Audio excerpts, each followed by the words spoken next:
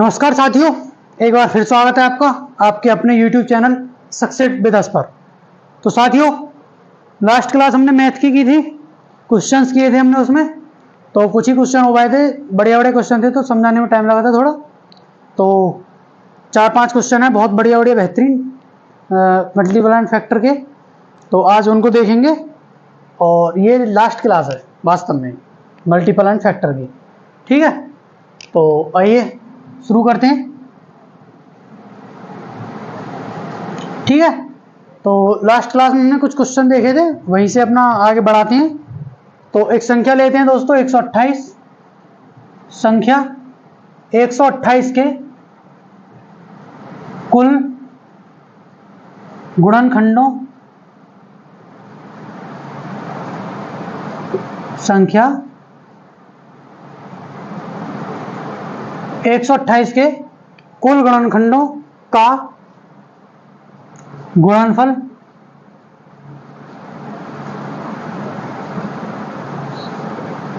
क्या होगा।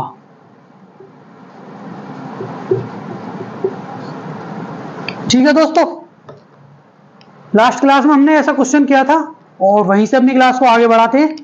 तो देखते हैं 128 संख्या आपकी 128।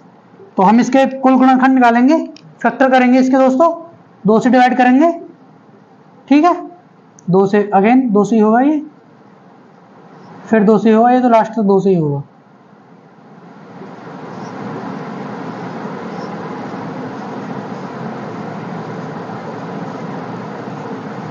ठीक है, ये हमने कर लिया। तो 128 2 गुणा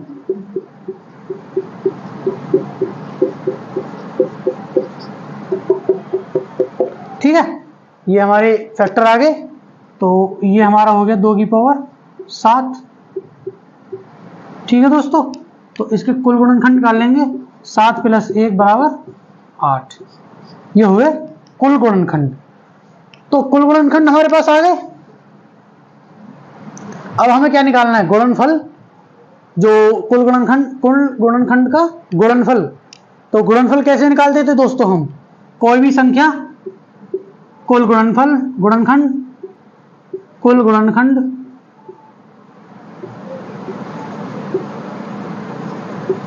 डिवाइड करना है 2 से। ठीक है, तो संख्या क्या है हमारे पास 128 दोस्तों, 128 और ये कितने 8/2।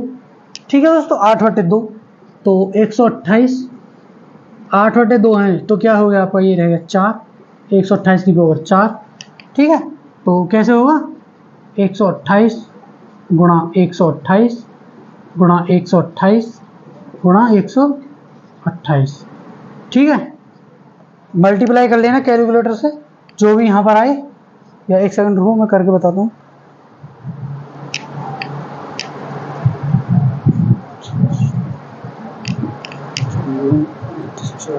ये आ गया आपका 26 84 35 456। ठीक है, ये इसका आंसर है। इसकी कोई शॉर्ट ट्रिक नहीं है, ये ऐसे ही होगा। इतने बड़े आते भी नहीं है क्वेश्चन एग्जाम में।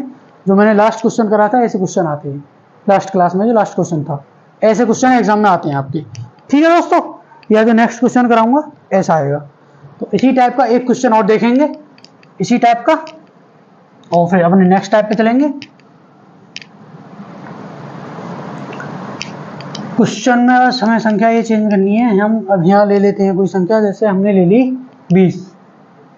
चलो 20 ले ली हमने। ठीक है दोस्तों, हमने संख्या ले ली 20। तो 20 के कुल गुणनखंड निकालेंगे पहले। 20 2 से 10, 2 से 5, 5 से 1। ठीक है, तो 20 2 गुणा 5, 2 की पावर 4, वो सॉरी 2 की पावर 2 गुणा 5 की पावर दोस्तों 1। 2 की पावर 2 और 5 की पावर 1। ठीक है, अब क्या करेंगे, अब 2 + 1 और 1 + 1, 2 और 1 आपका 3 और 1 और 1 आपका 2। तो ये हो गया आपके टोटल 6। 20 के कुल जो गुणनखंड हो गए 6। ठीक है, तो नेक्स्ट स्टेप क्या था हमारा, गुणनफल निकालने के लिए। जैसे कोई भी संख्या, जैसे हमारे पास 20 है तो 20 की पावर कुल गुणनखंड, तो शॉर्ट में गुणनखंड लिखे देता हूं, गुणनखंड बटे 2। ठीक है दोस्तों, गुणनखंड बटे 2, और गुणनखंड क्या है हमारे 6, तो 20 की पावर 6 बटे 2, 20 की पावर 6 बटे 2, तो ये कितना रहेगा दोस्तों, 20 की पावर 3। कितना रहेगा, 20 की पावर 3, तो 20 गुणा 20 गुणा 20, 3 जीरो है तो 3 जीरो को ऐसे लिख देंगे, 2 दूनी 4 दूनी 8। ये दोस्तों आपका संख्या जो 20 है हमारी, 20 के कुल गुणनखंडों का गुणनफल, 20 के कुल गुणनखंडों का गुणनफल क्या होगा। तो हमने पहले यहाँ 20 के गुणनखंड निकाले, ये इसकी कुल गुणनखंड निकल गए। कुल गुणनखंड निकालने के बाद 20 की पावर गुणनखंड बटे 2, 20 की पावर 6 बटे 2, 20 की पावर 3, 20 गुणा 20 गुणा 20, और 20 की गुणा 3 बार करेंगे, 20 की गुणा 3 बार करेंगे तो दोस्तों ये आपका आ गया 8000।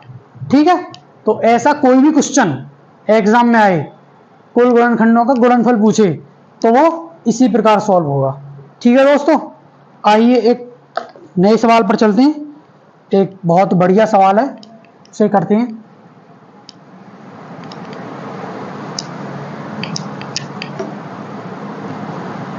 देखेंगे एक बेहतरीन सवाल की ओर अग्रसर हैं हम। क्या है सवाल आपका, सवाल है दोस्तों आपका 17 की पावर 3 माइनस 15 की पावर 3 माइनस 2 की पावर 3 के गुणनखंड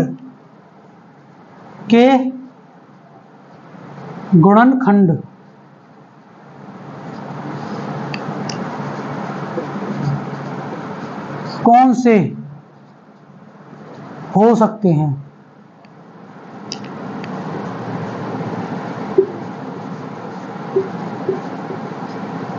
ठीक है, इसमें आपके ऑप्शन दिए हैं। आपका ए ऑप्शन है 17,13, बी ऑप्शन है दोस्तों आपका 13,3, सी ऑप्शन है आपका दोस्तों 34,3। ठीक है, और एक आपका लास्ट डी ऑप्शन है आपका दोस्तों 19,5। ये आपके 4 ऑप्शन दिए हैं इस क्वेश्चन में।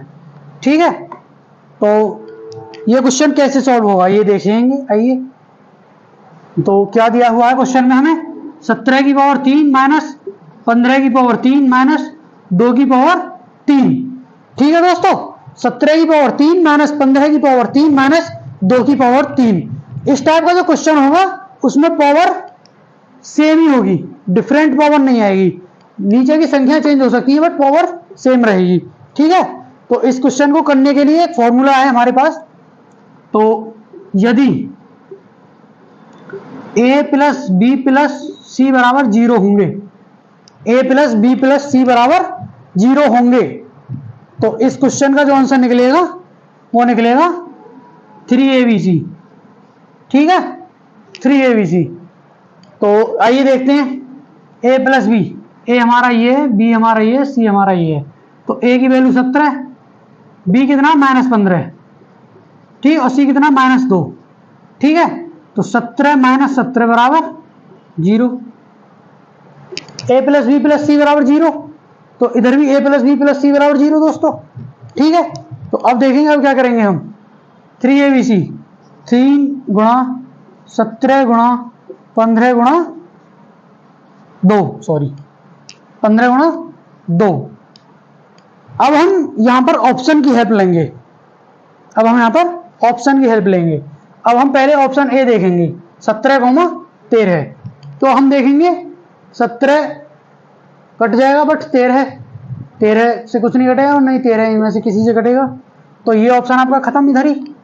अब हम लेंगे 13 और 3, तो 13 से 13 तो है ही नहीं इसमें, 3 तो है, 3 कट जाएगी बट 13 ऐसी रहेगी, कोई वो नहीं इसका यूज, तो ये भी आपका ऑप्शन खत्म। अब हमारे पास 34 और 3, ठीक है, 34 और 3, ठीक है, 34 और 3। अब 17, ये दोनों आपस में डिवाइड हो जाएंगे, 3 इससे हो ही जाएगा, तो दोनों से ये मतलब इससे संख्या तो कटी रही है, डिवाइड तो हो रही है ना, तो ये आपका भी ठीक है। 19 5 कोई ऑप्शन ही नहीं, तो आपका ऑप्शन सी 34,3। क्वेश्चन पढ़ेंगे दोबारा और जब देखेंगे। 17 की पावर 3 माइनस 15 की पावर 3 माइनस 2 की पावर 3 के गुणनखंड कौन से हो सकते हैं? के गुणनखंड कौन से हो सकते हैं? तो हमने ये किया पहले, a प्लस बी प्लस सी बराबर 0 होना चाहिए। a प्लस बी प्लस सी बराबर हाँ 0 हो गया। तो ये क्वेश्चन कैसे सॉल्व होगा? a plus B plus 3abc 3abc की वैल्यू हमने रख ली। अब इनसे हम डिवाइड करके देखेंगे, तो यहाँ पर जो हमारे गुणनखंड निकले हैं 3, 17, 15 और 2 के, इनके गुणनखंड निकले हैं 34 और 3। 17 से भी 34 कट जाएगा, 3 से 3 कट ही जाएगा, कुल मिलाकर इनसे ये संख्या दोनों कट रही हैं, तो यही इसके गुणनखंड होंगे। ठीक है दोस्तों, यही इसके गुणनखंड होंगे। ओके, समझ में आ गया होगा? 34 और 3 इसके गुणनखंड होंगे। और एक क्वेश्चन और देखेंगे इसी टाइप का, आइए देखते हैं इसी टाइप का।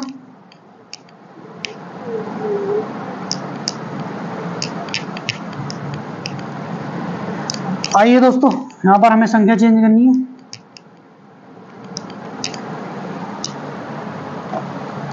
क्वेश्चन है आपका दोस्तों 43।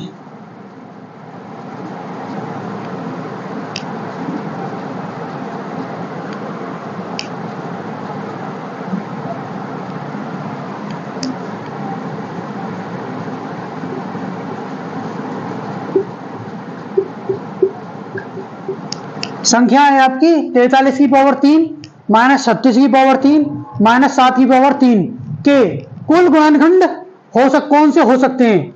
तो ऑप्शन है आपके, ऑप्शन है दोस्तों आपके 3 और 7, ठीक है। दूसरा ऑप्शन आपका बी 7 और 13 है।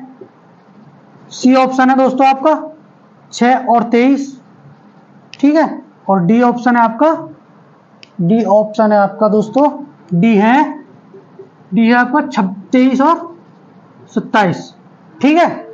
ये आपका 23 और 27। तो देखेंगे दोस्तों, पहले हमने क्या निकालेंगे? a प्लस बी प्लस सी बराबर कितना होना चाहिए? 0। a प्लस बी प्लस सी बराबर कितना होना चाहिए दोस्तों? 0। तो a आपकी ये है, b आपकी ये है, c आपकी ये है। तो a की वैल्यू रखेंगे पहले 43 माइनस 36 माइनस 7, ठीक है। ये आपका 0 आएगा। 36 और 7 आपके हो गए 43, 43 माइनस 43 दोस्तों ये आपका आ गया 0। 43 माइनस 43 ये आपका आ गया दोस्तों 0, ठीक है। अब हम देखेंगे 3abc तो 3 और a कितना आपका दोस्तों 43 गुणा 36 गुणा 7, सी आपका 7 है। अब हम देखेंगे इनमें किस ऑप्शन से कट जाएंगे। पहले 3 और 7 से ही ले लेते हैं, 3 और 7, तो 3 से 3 कट जाएगा, 36 भी कट जाएगा, 7 भी कट जाएगा, तो इससे कुल मिलाकर पूरा डिवाइड हो जाएगा, ठीक है। अच्छा, और ऑप्शन चेक करके देखते हैं। अभी तक ये आपका ठीक है। 7 और 13 से देखते हैं, 7 और 13, तो 7 से 7 तो हो जाएगा डिवाइड, बट 13 से कुछ नहीं होगा, 13 ऐसे ही रह जाएगा, तो 13 ये भी नहीं है आपका ऑप्शन, ये तो है ही नहीं। 6 और 23, 6 और 23, चलो 6 से 36 हो जाएगा, 23 से कुछ नहीं होगा, तो ये भी नहीं है आपका ऑप्शन, ये भी गलत है आपका। 23 और 27, चलो 3 से 27 हो जाएगा, और 23 इसमें से किसी से भी नहीं घटेगा। तो दोस्तों कुल मिलाकर हमारा जो आंसर है वो हमारा 3 और 7 है। ए ऑप्शन आपका ठीक है इसमें, 3,7। तो क्वेश्चन देखेंगे 43 की पावर 3, 36 की पावर 3, 7 की पावर 3 के गुणनखंड कौन से हो सकते हैं? तो इसके गुणनखंड 3 और 7 दोस्तों, इसके गुणनखंड 3 और 7 हो सकते हैं, ठीक है। आई होप क्वेश्चन समझ में आया होगा। तो आइए नेक्स्ट क्वेश्चन देखते हैं, और बढ़िया बढ़िया क्वेश्चन है, एग्जाम है सब प्रीवियस ईयर के ही हैं, सभी के लिए यूजफुल है। पैट का एग्जाम, इसकी डेट आ गई है आपकी पैट की, पैट में भी मैथ आता है, उसमें भी यूजफुल है आपके ये, ठीक है। तो अच्छे से अपनी प्रैक्टिस करते रहें। और ये हम आज का एक लास्ट क्वेश्चन देखेंगे आज की क्लास का। क्या क्वेश्चन है दोस्तों आपका, 9x⁴ प्लस 36 का सरलतम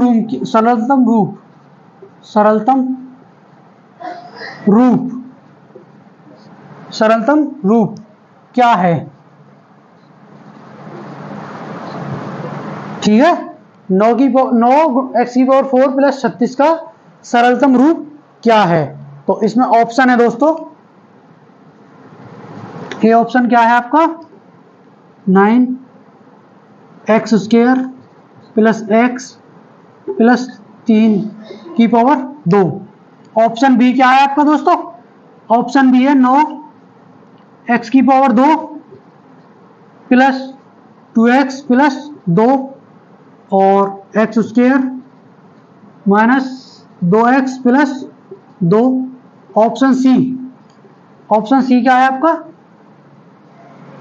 x² माइनस x प्लस 3 और x⁴ माइनस x माइनस 3। और ऑप्शन डी क्या है आपका, 9x² माइनस x माइनस 3। ये आपके 4 ऑप्शन दिए हैं और हमसे पूछ रहा है क्वेश्चन में 9x⁴ प्लस 36 का सरलतम रूप क्या है, ठीक है दोस्तों, का सरलतम रूप क्या है। तो आइए देखते हैं, दोस्तों। वैसे ऑप्शन हमें सीधे सीधे लिखने थे क्योंकि इनसे ही सॉल्व हुआ ये क्वेश्चन।